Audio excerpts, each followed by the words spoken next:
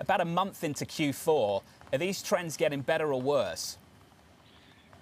Now, first of all, thanks for having me. And let me start by saying that we are actually not unhappy about our Q3 results, at least in as far as we can influence them. We saw in Q3 quite a significant currency headwind, both on our top line as well as on the profit side by 4 to 5 percentage points.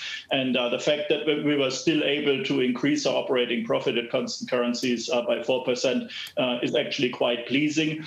Secondly, you have cited just before the challenges that we are facing in our Concur travel and expense management cloud business, which is significantly down. But backing that out, our SaaS business in the cloud is actually up by 26%. So we feel comfortable with the trajectory that we're on, in particular, as we're exiting the crisis. Now, Q4, from our perspective, will certainly not look a lot different. Our outlook that we had adjusted in April assumed that over the course of the second half year, we would see a gradual improvement in the demand environment due to lockdowns easing. Unfortunately, the opposite is starting to happen since the end of the summer, and therefore our expectations for Q4 are actually quite similar to what we have seen in Q3.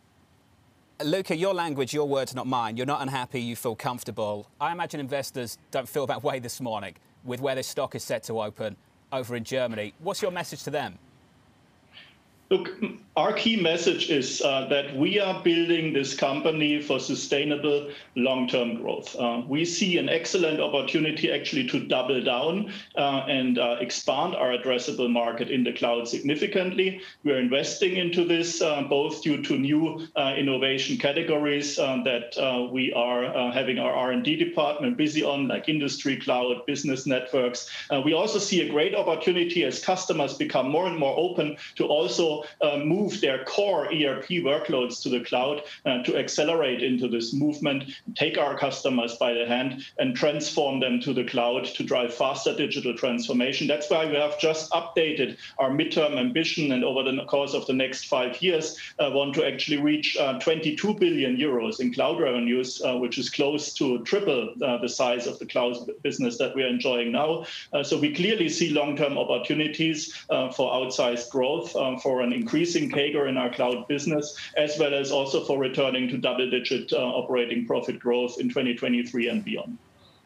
Luka, your previous outlook, though, assumed economies reopened. It's a very different picture, especially if you're waking up in Europe today. Are you confident enough to say the worst is behind SAP?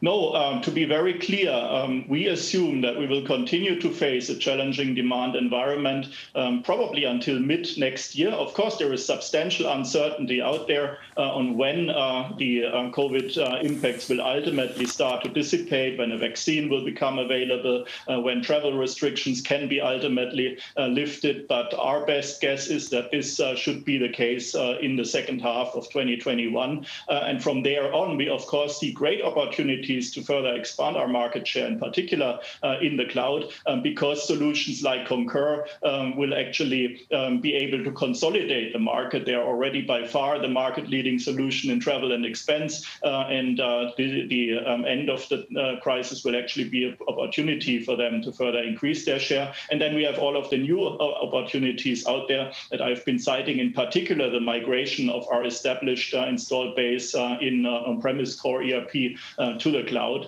and that is an opportunity that does not exist elsewhere in the market and certainly will propel our growth in the future. But right now, no one is really traveling, so Concur is clearly under some pressure.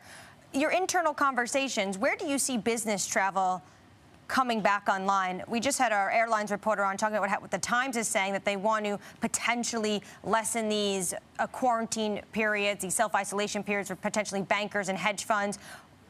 Your internal conversations, where do you see that coming back?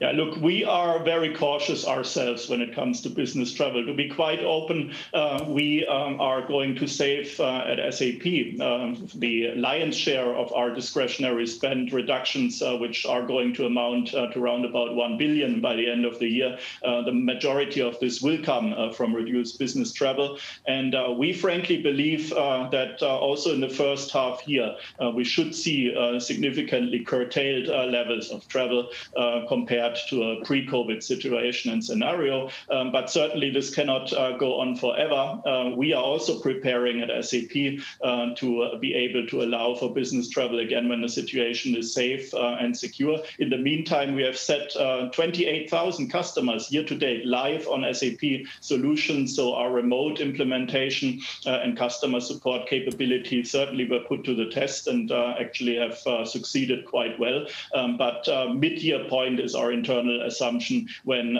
business travel should start to normalize again. Luka, just a final question from me, just to step outside of your role and just more broadly as a member of a C-suite of a large company, an important company. What's your advice for the policymakers right now? I assume the cost of capital is not a problem for a company like SAP. It's not monetary policy. What would you like to see from policymakers in Europe and beyond that you're not seeing right now?